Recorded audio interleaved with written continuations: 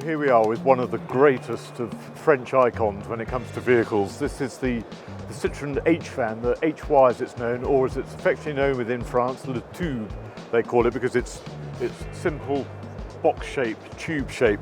I actually have one of these. This is a fairly early split-screen one. They were launched in 1947, so this was actually Citroën's first post-war model. Hugely successful, made right through until the early 1980s. My one's 1958, as original as this, sadly not quite as immaculate and nicely painted and restored as this.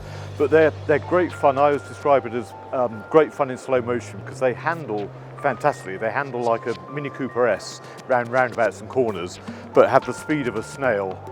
They top out at about 45, 50 miles an hour, so incredibly slow, but still with a big grin on your face and a huge queue of traffic behind you. It was largely unknown in the UK until fairly recently, because now suddenly every event you go to, almost every high street has these as fast food stores. So, you know, for your baguettes, your pizzas, your coffee, probably 8 times out of 10 these days, you'll be buying it from somebody just serving drinks and food at the side hatch here in a Citroën H van.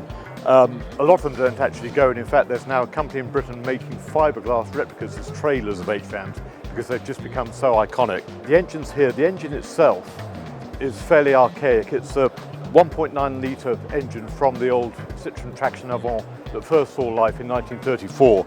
And say this engine carried on well into the 1980s in both the H van.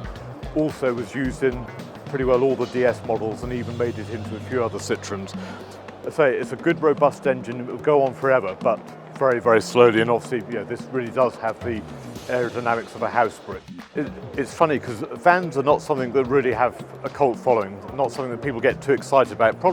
Possibly with 2 exceptions. One, the Tube, the Citroën H van, the other being the Volkswagen Type 2, as it's officially known, the transporter, the Dormobile, the camper that, you know, was all the rage with the hippies in the late 1960s. Personally, I much prefer the H van. It's a very cleverly engineered van. It's a classic piece of industrial design. I say simple, functional. Things like the ribbed metalwork here was done to save weight. This was really inspired by some of the aircraft from World War II. And by fluting the metal like this, you could actually make it stronger while saving weight.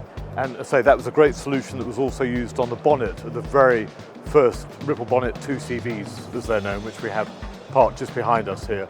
And as I say, it's a great piece of industrial design, just incredibly clever, very, very well thought through, and fun to boot. To say that the fact it's got such a distinctive shape has really made it a cult vehicle these days.